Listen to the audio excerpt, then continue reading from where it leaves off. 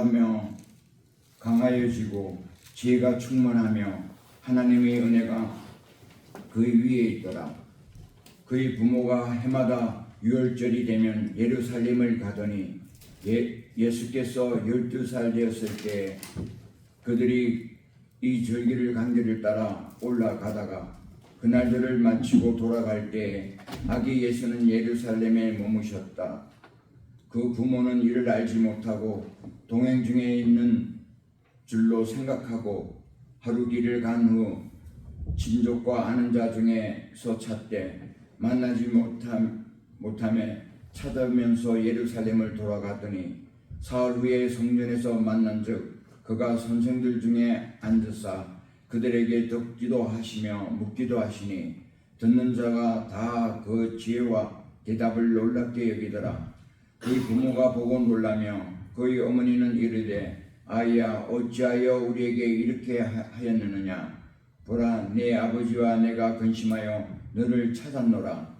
예수께서 이르시되 어찌하여 나를 찾으셨나이까. 내가 내 아버지 집에 있어야 될 줄을 알지 못하셨나이까 하시니 그 부모가 그가 하신 말씀을 깨달지 못하더라.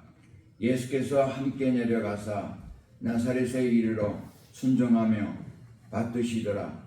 그 어머니는 이 모든 말을 마음에 두니라. 예수는 지혜와 키가 자라며 하나님께 사람에게 더욱 사랑스러워 가시더라. 아멘. 오늘 목사님 설교 제목은 예수님 자신이 메시아이심을 증언하시는 말씀으로 많은 은혜 받으시길 바랍니다.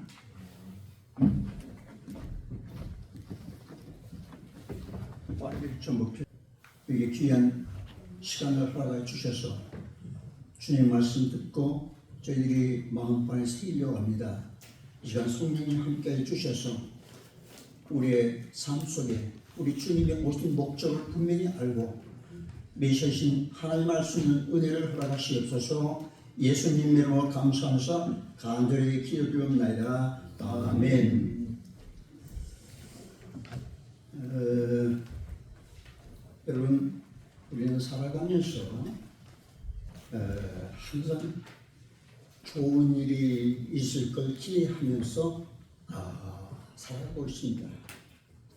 우리 오늘 교회에 오실 때도 하나님 오늘 나에게 참으로 좋은 말씀 주시고 내 삶에 놀라운 변화를 익혀 주시옵소서. 또 나의 소원들이 다 이루어 주실 간절히 바람합니다.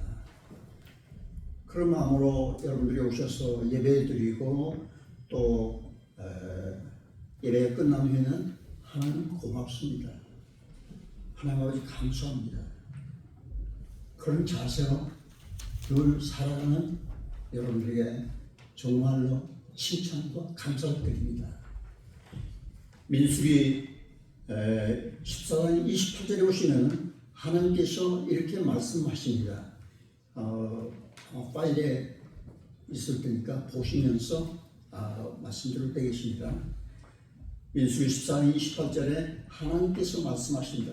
너희 말이 내 귀에 들린 대로 내가 너희에게 행하리니. 그러니까 무슨 말을 하든지 하나님이 들으신다. 누가 들으신다고요? 하나님이 들으신다. 다른 사람들은 내 말을 듣지 않을지라도 또 다른 사람은 내 말을 잃어버리고 또 내 말을 그냥 흘려들지라도 또 내 말에 전혀 반응이 없을지라도 하나님께서는 우리 말을 듣고 또 어떻습니까? 너의 말이 내 귀에 들린 대로 하나님의 귀에 들린 대로 내가 너희를 위하여 시행하리라. 그러니까 항상 우리 마음속에 우리 생각 속에 우리 언어 속에 오늘 또 예수 안에서 좋은 일이 일어날 것이다. 그렇게 낯을 축복하고 또 그렇게 나를 믿고 의지하면서 나를 믿으면서 그렇게 사시길 바랍니다. 빌립보서 4장 13절 말씀을 보면 내게 능력 주신 자 안에서 내가 모든 일을 할 수 있느니라. 아닙니까? 예, 거기서도 설교했습니까? 그거 좀 꺼주세요. 예수 안에 있으면 할 수 있습니다. 예수 때문에 할 수 없어도 예수를 떠나면 못해도 예수 안에 있으면 내가 하는 것이 아니라 예수 주님이 하시고 나를 통해서 성령의 역사가 나타나고 나를 통해서 하나님의 권능이 나타나고 예수 안에 있으면 누군지 그리스도 안에 있으면 새로운 피조물이라. 이런 건 지나갔으니 보라 새 것이 되었다. 그렇게 말씀하십니다. 아멘입니까? 여러분 우리 삶 속에서 우리 역사 속에서 6.25 동맹 6.25 사변을 아마 직접 못 겪어보셔도 거의 들어서 알고 참 비참한 전쟁이었고 우리 삶 속에 정말 이런 일이 없어야 된다. 이런 일이 있었습니다. 근데 미군과 우리 한국 군인 연합군들이 함께 싸우고 있는데 미군 군목이 이제 한국을 오게 됐습니다. 그래서 자기 병사를 만나게 됐는데 한 병사를 만나서 얘기합니다. 제군, 만약 당신이 한 가지 소원이 있다면 당신은 과연 내게 무엇을 요구할 것인가? 그래 미군 병사가 대답하는 말이 나에게 내일을 주십시오. 나에게 내일을 주십시오. 아무리 힘들고 어려운 상황이 닥치더라도 내일에 대한 소망이 있고 또 희망이 있다는 견수에 있을 터인데 참담한 전쟁의 현실 속에서 언제 내 목숨을 잃어버릴지 또 내가 어떻게 될지 내일을 알 수 없습니다. 여러분 얼마나 비참한 현실입니까? 저는 오늘 에세이 수상문을 읽으면서 다른 거 잊어먹지만 한 문구가 항상 머릿속에 맴돕니다. 당신이 낭비해버린 오늘은 어제 죽은 내 친구가 그토록 바람하는 내일이었습니다. 우리는 우리의 건강 잃어버린 후에야 비로소 건강할 때 내가 얼마나 행복했는가에 대해서 알게 되겠습니다. 오늘 아무리 어려워지고 지나가 보면 그때가 참 행복했었다. 그런 깨달음이 올 때가 있을 것입니다. 내가 그때 그 시절에 내가 좀 행복을 알고 또 주님의 은혜를 알고 참으로 무슨 일이든지 늘 감사하면서 주님의 은혜 감사해야 했을 텐데 그때는 그 은혜를 잊어먹고 또 깨달아 할 때 깨닫지 못했는데 참 비참하다. 그런 때가 있으리라고 생각해집니다. 여러분 은혜라는 것은 깨닫는 것입니다. 은혜란 뭐라고요? 깨닫는 것이다. 우리 같이 한번 고백할까요? 은혜는 깨닫는 것이다. 진짜 은혜는 깨닫는 것이다. 여러분들이 얼마나 행복한 삶을 누리고 있는가. 여러분 내게 주어진 하루하루가 얼마나 은혜스러운 삶인가 한번 곰곰이 생각해 보시기 바랍니다. 여러분들이 그것을 모르기 때문에 예배 때는 그저 은혜 받는 것 같다고도 예배 후엔 밖에 나가면은 그런 분들이 더 있을 것 같습니다. 이건 제 생각입니다. 미운 사람 누군가 보면은 짜증나고 미웃고 컴플레인 하고 싶고 그러면서 혼자 그냥 속을 썩어려 합니다. 그럼 어떻게 됩니까? 스스로 다운되고 그러지 않습니까? 여러분 우리 교회는 자꾸만 행복해지고 즐거운 교회가 될 줄 믿습니다. 우리가 찬송을 부르면서도 찬양을 들으면서도 감사가 나오고 말씀 들을 때 아멘 아멘 화답이 나와야 합니다. 여러분 자꾸 행복해지려 노력해야 행복이 찾아옵니다. 저는 여러분들이 물론 다 아시지만 그러나 이 인터넷 방송으로 나가는 한국의 친구들이 한 4, 50명 돼가지고 이 인터넷 받아서 저는 전도사끼리 있는 사람이 있는데 이 사람들을 위해서 말씀드립니다. 신앙이 좀 루즈하기 때문에 저는 오늘 아침에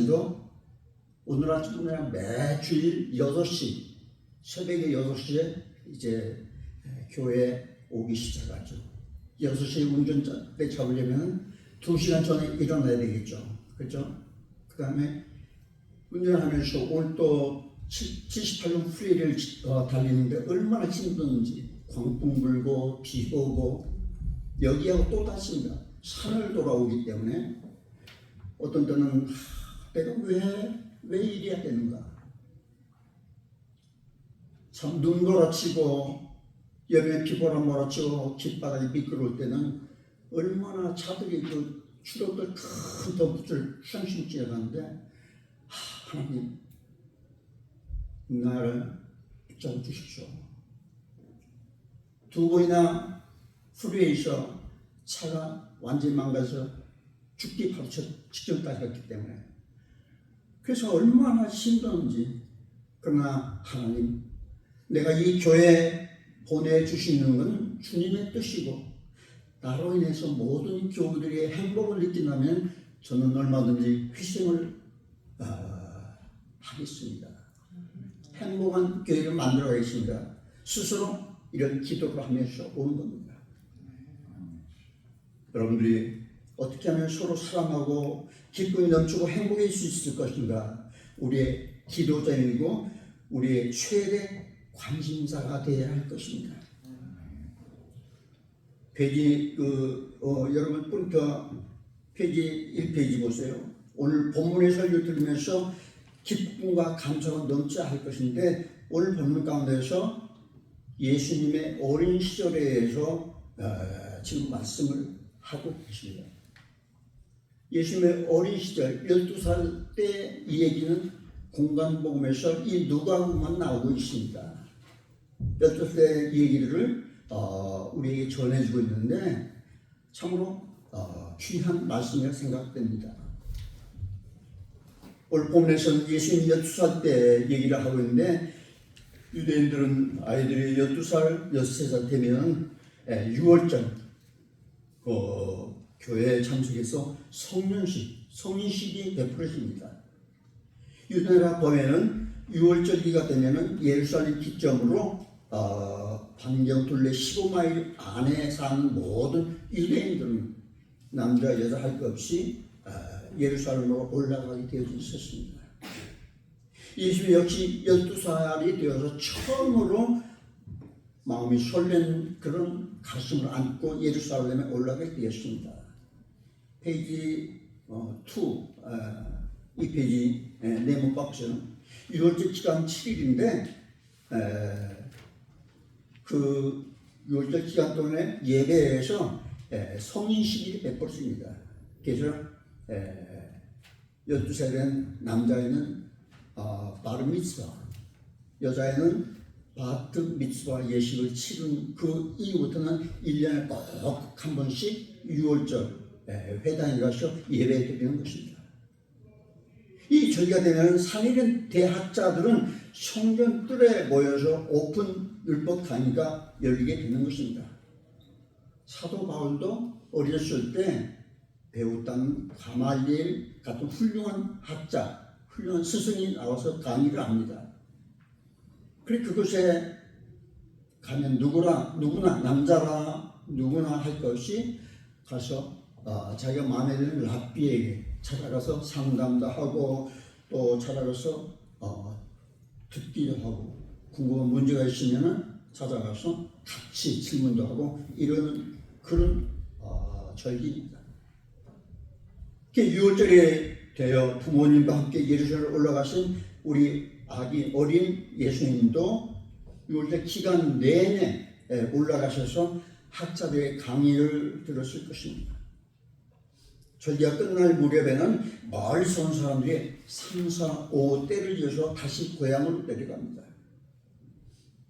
그런데 보통 여자들이 먼저 가게 되고 여자끼리 남자끼리 따로따로 이렇게 해서 남자들은 걸음이 빠르기 때문에 여자들 먼저 보내고 남자들은 뒤따라 가게 되어 있습니다.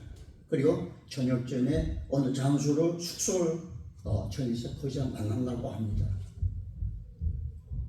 여기 우리 예수님도 부모님이 여자 먼저 가면서 이 예수가 어머니를 따라갔을 거다. 그렇게 생각했을 겁니다.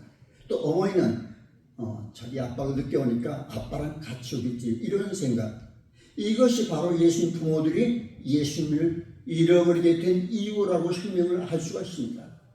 아버지는 예수가 자기 엄마와 함께 가고 아빠는 또 생각이를 엄마와 함께 가겠지. 그 숙소에 와서 보니까 어떻습니까? 예수가 없는 걸 알았습니다. 성경에서 예수님의 부모들은 예수를 며칠 동안 찾은 것 되어 있으니까 3일 동안이라고 되어 있습니다. 3일 만에 예루살렘에 또다시 도착했다라는 것입니다. 예수님의 부모들은 예수님을 찾기 위해서 얼마나 애를 썼는가 알 수가 있습니다. 어떤 학자들은 이 3일이라는 해석을 하루는 고향에 먼저 가보니까 없어서 또 이틀 동안 열심히 예루살렘에 올라갔다. 그게 얼마나 당황했을까. 더욱이 예수의 어머니 마리아는 예수가 보통 사람이 아니라고 해서 알고 있었습니다. 근데 아이가 없어졌다고 하니까 얼마나 당황스럽겠습니까? 얼마나 혼란스럽겠습니까? 그 성전에 올라가 보니까 예수님이 어떤 상태에 계십니까? 학자들이 강의를 듣느라고 정신을 차리지 못합니다. 온갖 신경 다 쏟고 있는 모습을 성경에서 발견합니다. 그 모습을 그냥 예수를 본 다음에 46절에 보면 그가 선생님 중에 앉으사 그들에게 듣기도 하시며 묻기도 하시는 계시다라고 기록을 하고 있습니다. 여기 듣기도 하고 묻기도 했다. 무슨 말입니까? 배운다라는 뜻입니다. 페이지 3페이지에 있습니다. 우리나라에서 아이들을 학교 보낼 때 제가 초등학교 때 우리 어머님이 야 남기야 너 학교에 가서 선생님 말씀 잘 듣고 오너라 그렇게 얘기를 합니다. 근데 유대인들은 어떻게 하는가 하면 야 암기야 너 학교에 가서 선생님에게 많이 질문하고 물어보고 오너라. 벌써 교육 방식이 다릅니다. 그러니까 예수님의 학자의 강의를 경청하기도 하고 또 평소에 궁금했던 점 이해가 잘 안 되는 점에 대해서 진지하게 묻기도 하고 또 시간감을 모르고 있는 것입니다. 여하튼 예수님 그곳에 배우는 좌석 계셨지만은 예수님 질문이나 대답을 듣는 사람들은 놀랍게 여겼다. 무슨 말입니까? 예수님의 질문의 대답이 나에 비해서 어른스럽다. 그렇게 말의 차원이 다르다. 그게 아니라 일반 사람의 생각은 차원이 아닌 하늘의 지혜로 충만했다라는 것입니다. 그 때문에 요한복음 3장 2절에 보면은 니고데모라는 학자가 예수님 찾아와서 그렇게 얘기합니다. 그 3페이지 네모 박스를 보세요. 랍비여 당신은 하나님께로서 오신 선생인 줄 아나이다. 하나님이 함께 하시지 아니하시면 당신이 행하시는 이 표적을 아무라도 할 수 없습니다. 그렇게 대답했습니다. 이런 면으로 보았을 때 12살 때 성경에서 학자들과 묻고 대답하는 그게 굉장한 차원이 높았다는 겁니다. 예수님의 어머니, 아버지는 예수를 보자마자 표정이 어떻겠습니까? 지금 예수님은 랍비들과 묻고 대답하고 그건 전혀 관심이 없습니다. 예수님 부모들은 예수를 발견하자마자 예수를 붙들고 어머니가 그랬습니다. 아니야 도대체 어떻게 되는가? 어떻게 우리 이처럼 대할 수 있는가? 네 아버지와 내가 너를 얼마나 찾은 줄 아느냐? 아이들 책망하는 것입니다. 아마 아이들을 잃어본 부모라면은 이 요셉과 마리아의 심정을 어느 정도 이해할 수 있을 것입니다. 안도의 숨도 있지만은 그러나 화도 나고 어찌할 바를 모르는 부모님들의 표정. 그런데 어린 주님이 하신 말씀이 너무 당돌한 대답입니다. 본문 49절 페이지 3페이지 있습니다. 중간 빨간색 글씨 우리 같이 한번 봉독하십시다. 어찌 나를 찾으셨나이까? 내가 아버지 집에 있어야 할 줄 알지 못하셨나이까? 아니 이게 무슨 말입니까? 3일 동안 애타게 부모들은 찾았는데 아이를 찾았는데 아이 예수는 전혀 다른 사람 되어 있는 것입니다. 성전에 와서 며칠 지내더니 나사렛 좋은 부모들은 안중에 없다 그런 말입니까? 서운해하기도 하고 알쏭하기도 하고 애를 잡아서 부모들은 고향 나사렛에서 돌아왔습니다. 그러나 마리아의 마음, 어머니의 마음은 성전에서 했던 예수님의 말이 잊혀지지가 않습니다. 도대체 무슨 의미입니까? 그래서 마리아는 그동안 자기 혼자 체험했던 모든 일과 사건들을 마음 깊이 기억에 놓았다 그겁니다. 그리고 그 이후에 12살 성전 갔다 이후에 예수님의 행동은 아무 일이 없다는 것이 그 후에 18년 동안을 나사렛 살면서 아버지를 따라서 목줄과 집안일을 열심히 도우면서 평범하게 살았습니다. 아무 말이 없었습니다. 여러분, 우리는 이 사건을 경험하면서 과연 어린 예수는 무슨 생각을 했을까 궁금하지 않습니까? 참으로 굉장히 중요합니다. 오늘 우리 관심을 기울여야 할 말씀은 본문 49절 말씀입니다. 49절. 이 말씀이 오늘 본문의 핵심입니다. 내가 아버지 집에 있어야 할 줄을 알지 못하셨습니까? 이제 예수님은 아버지가 옮겨지는 겁니다. 소년 예수는 지금까지는 나사렛 사는 요셉을 아버지가 부르셨지만 그러나 이제는 예수는 육신의 아버지가 아니라 하늘의 아버지가 내 아버지요 내가 아버지와 함께 있는 것이 당연하다 그 말입니다. 예수는 자신이 메시아이심을 증언하는 것입니다. 그래 그러한 사실을 몰랐다는 육신의 부모를 꾸짖습니다. 우리 분명히 알아야 할 것은 그동안 예수님은 우리가 똑같은 사람이 아니었다. 우리 주님은 하늘에서 온 하늘의 하나님이시라는 걸 알아야 합니다. 어떻게 합니까? 천사를 통해서 미리 증언했습니다. 또 마리아와 엘리사벳 사라를 통해서 증거했던 것입니다. 그뿐입니까? 목자를 통해서 성년선 시몬과 안나를 통해서 증거되었습니다. 근데 이제는 이 사실들은 예수님의 입으로 직접 증거했다는 사실입니다. 예수님의 하나님의 아들로서 이 땅에 오셨다는 사실, 여러 면에서 사람들을 통해서 증거가 되었습니다. 그러나 이제는 주님 자신이 이런 사실을 자신이 시인하는 것입니다.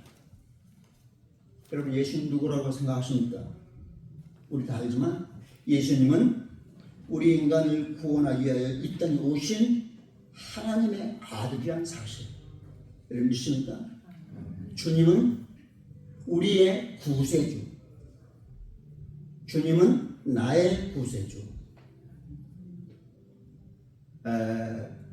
빌립보 갈라디아 부분에서 주님이 너희들은 나를 누구라 하느냐 했을 때 그 질문에 답한자는 누굽니까?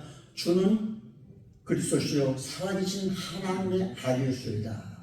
우리 같이 주는 그리스도시요 좀 크게 벌려보세요. 주는 그리스도시요 살아계신 하나님의 아들이시다. 누구의 고백입니까? 베드로의 고백인데 나의 고백입니다. 근데 이게 우리가 급한 상황에서 목숨의 경각이 파란 촉각이 있는데 주는 그리스도 하나님의 아들이시다. 그걸 말할 시간이 없었어요. 어떻게 합니까? 예수 내 구주. 우리 같이 시작. 예수 내 구주. 예수님은 나를 구원하신 주인이시다. 그 얘기예요. 그러니까 우리가 평소에도 항상 예수 내 구주, 예수 내 구주. 우리 강리수사님께 꼭 말씀해 주세요. 당신의 구주, 예수 내 구주. 그런 고백. 그러면 고백식에 오늘 갑자기 세상 그대로 주님 앞에 갈 수 있죠. 여러분, 우리는 주님을 똑같은 우리 인간으로 보면 안 됩니다. 예수님은 인간성과 신성을 동시에 가지고 계신 분이라는 걸 여러분 믿으시기 바랍니다. 성부 하나님, 성자 예수님, 성령 하나님. 우리가 수박을 통째로 먹었을 때는 그냥 수박인데 쪼개면 겉은 파란색, 중간은 흰색, 안은 빨간색. 이렇게 다르지 않습니까? 그러니까 성부와 하나님, 성자 하나님, 성령 하나님 똑같은 삼위일체가 한 분이십니다. 예수님 자신이 하나님의 아들이요 메시아이기 때문에 이제 또 하나님이 일을 해야 할 자인 것을 알고 계셨고요. 그럼에도 불구하고 나사렛에서 내려오셔서는 30살까지 될 때 18년 동안 나사렛에서 더 계시면서 아무 말씀이 없으셨습니다.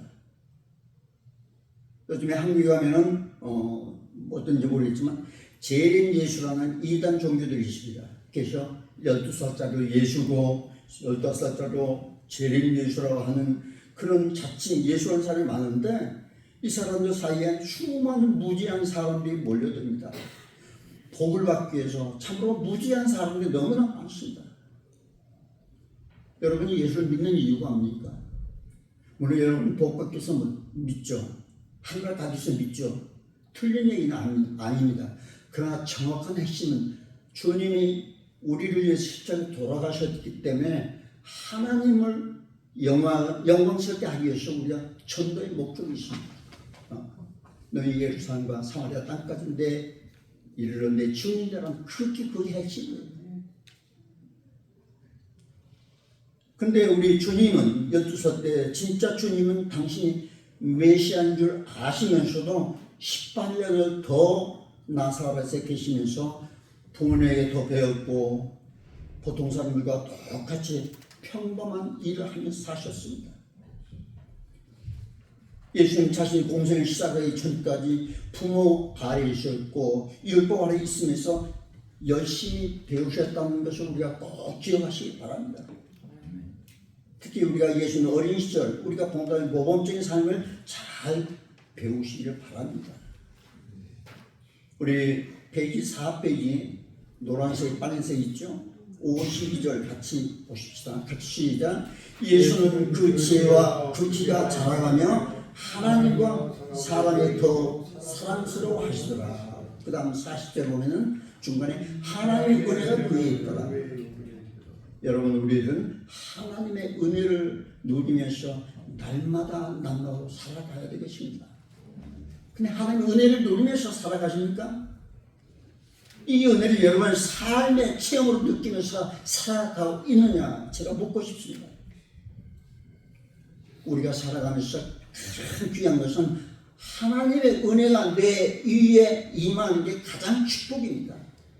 다시 말하면 예수님은 자기 자신이 하나님의 아들임을 알면서도 육신의 부모 밑에서 그리고 회당 선생님들에게서 배웠다는 사실입니다. 여러분 배우려는 사람은 사랑받는 사람들입니다. 배우며 진실하게 살려고 하는 자에게 하나님은 큰 축복을 주신다. 은혜를 넘치게 주신다. 예수님 무려 18년 동안 공생의 기간을 기다리면서 배웠습니다. 우리 뭐가 급합니까? 우리 한국 분들은 빨리빨리 신들에 걸려 있는 걸 볼 수가 있습니다. 근데 신앙은 그게 아닙니다. 신앙은 아이가 자라시 천천히 아주 천천히 자랍니다. 우리의 믿음도 아주 천천히 자라고 있습니다. 우리가 주님처럼 늘 배우는 정신으로 살아가야 할 것입니다. 이렇게 우리가 어떤 사람 그러잖아요. 내가 일요일 초창기 때 나왔어. 너 나처럼 해봐. 왜 믿음이 없어? 왜 신앙이 안 되냐?